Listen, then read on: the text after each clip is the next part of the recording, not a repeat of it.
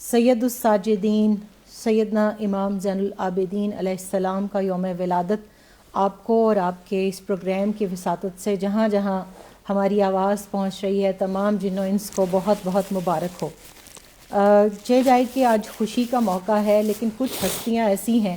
کہ جن کا ذکر جب بھی کیا جائے تو آنکھوں کو جو ہے وہ نمی کی سعادت عطا ہوتی ہے۔ اور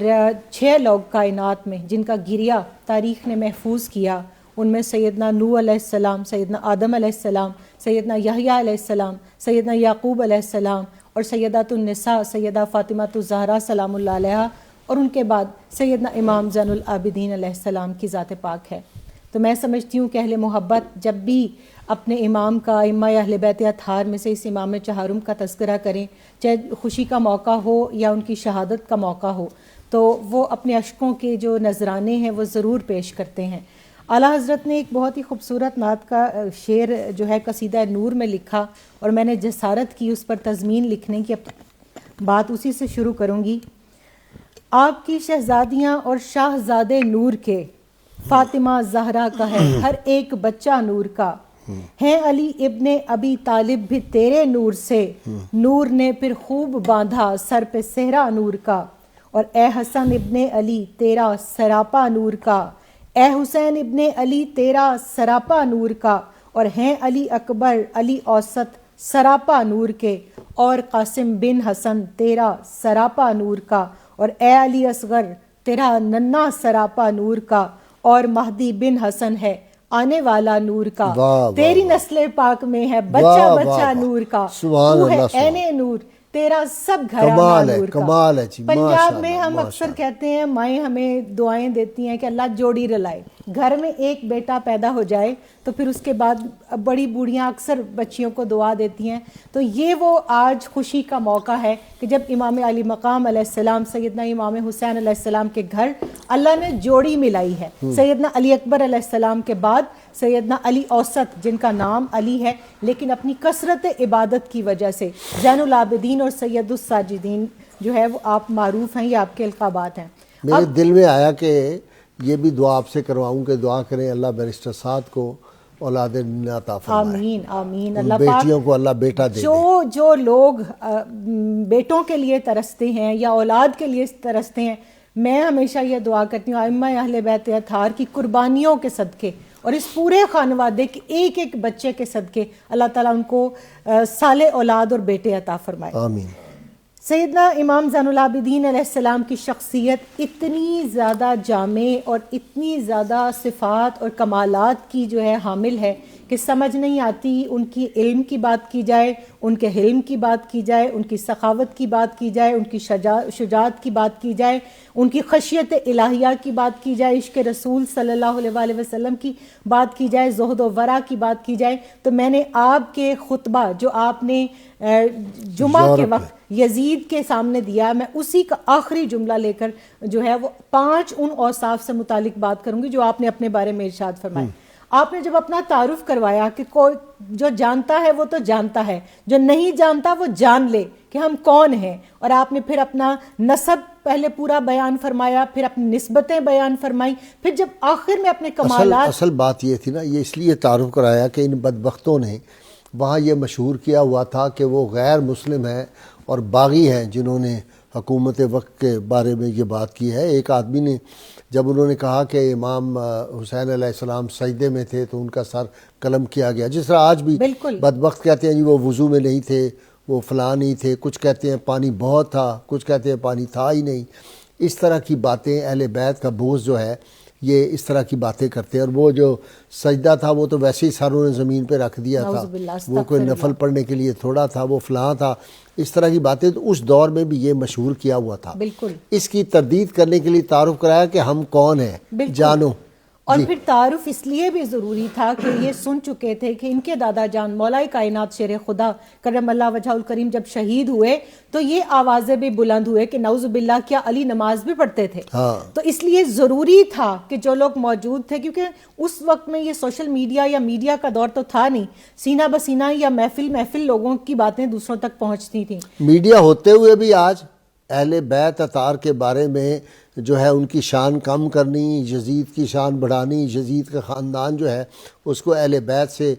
جو ہے بڑا کرنا، ان کے عرس منانا، یہ اس دور میں بھی ہے، یزیدی اس دور میں بھی ہے۔ یہی یزیدیت ہے جس کے بارے میں پھر امام حسین علیہ السلام کے اس شہزادے اور لال نے آنے والے دور کی یزیدیت کو بھانپتے ہوئے ارشاد فرمایا تھا کہ کوفہ کسی جگہ کا نام نہیں ہے۔ میں اکثر ہی کہتی ہوں کہ اگر میری زندگی میں امام زین العابدین علیہ السلام کی تعلیمات کا کوئی نچوڑ ہے تو وہ آپ کا یہ قول ہے، کیونکہ میں اکثر وہ کوفیانہ خاموشی دیکھتی ہوں کہ جہاں بولنا ہے وہاں ہجڑے بن جاتے ہیں،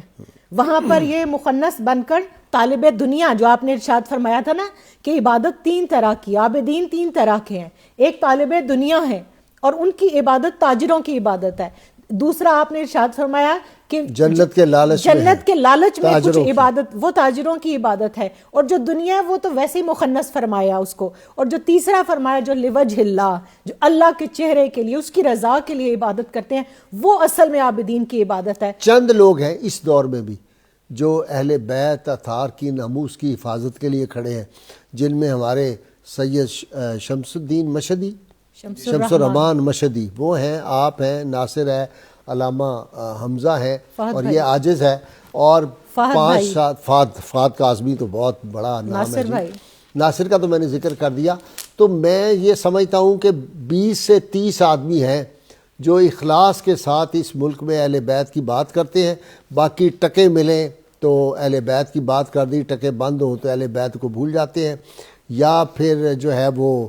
جو یزیدی ہیں ان کو تو پیسہ بے شمار ملتا ہے اور رات دن انہی کے قصیدے پڑھتے ہیں۔ میں تو قبلہ صرف اتنی بات کہوں گی کہ اگر آپ میں آج کے پروگرام میں کوئی اور بات نہ کروں تو میں ہاتھ جوڑ کے جتنے بھی مسلمان ہیں جو میرے نبی علیہ الصلوۃ والسلام کا کلمہ پڑھتے ہیں، یہ جو آپ نے اپنے انٹرو میں ارشاد فرمایا کہ جب اذان ہوتی ہے تو سوچیں یہ کس کے نانا جان کا نام بولا جاتا ہے، وہ فرما رہے ہیں کہ مجھے 30,000 کی فوج، وہ پیاس، وہ شہادتیں، وہ گھوڑوں کا جو ہے وہ اجساد پاک کو روندنا، وہ نیزوں کے اوپر سروں کا سوار ہونا، وہ خیموں کا جلانا، وہ مخدرات عصمت کو بے کجاوا اور بے ردا اونٹوں پر سوار کرنا، وہ سب چیزیں ایک طرف، آپ فرماتے ہیں کہ مجھے یزیدیوں کی یزیدیت نے اتنا دکھ اور اتنی تکلیف نہیں پہنچائی جتنا مجھے کوفہ والوں کی خاموشی نے۔ اور جان لو کہ کوفہ کسی جگہ کا نام نہیں ہے، کوفہ ایک ظلم گاہ کا نام ہے جس کو دیکھ کر لوگ خاموش رہے، اور ایک رویے کا نام، اور ایک رویے کا نام ہے۔ اور آج ہم دیکھیں ہم کوفیانہ رویے کا شکار ہیں،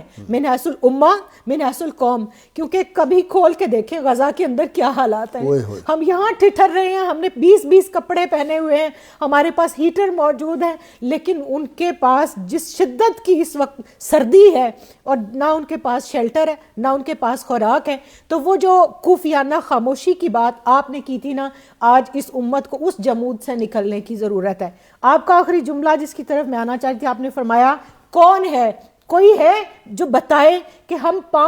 ہمیں جو 5 صفات عطا ہوئیں وہ کسی اور کو نہیں عطا ہوئیں۔ کیا؟ سب سے پہلی محبت الہیہ، اور آپ کی محبت کا یہ عالم تھا کہ جب آپ وضو کے لیے جاتے تو آپ کا چہرہ مبارک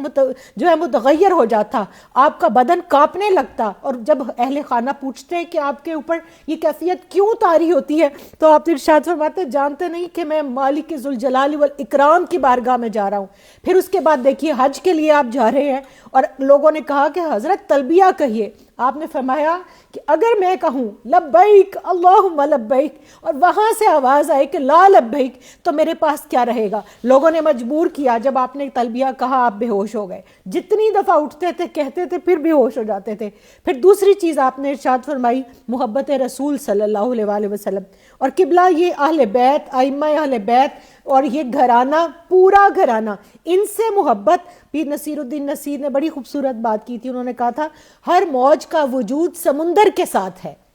یہ ذاتیں 2 ہیں لیکن محبت ایک ہی ہے، محبت رسول صلی اللہ علیہ وسلم۔ پھر اس کے بعد آپ نے فرمایا علم، حلم اور سخاوت کی جو آپ بات کر رہے تھے، مجھے فرزدق جب میں اس دفعہ مکہ مکرمہ گئی اور جب میں طواف کر رہی تھی تو اس طواف کے دوران مجھے وہ سارا جب واقعہ یاد آیا تو میں نے کہا اس کعبے نے بھی اور اس حجر اسود نے بھی کیا گواہی دی ہوگی اس وقت میں. اور آپ نے جو فرزدق کو 12,000 روپے بھیجے وہ جب اس نے واپس کیے تو آپ نے وہ جواب دیا جو سیدہ کائنات نے شمعون کی چادر واپس کرتے وقت فرمایا تھا. آپ نے کہا ہم جو اللہ کی راہ میں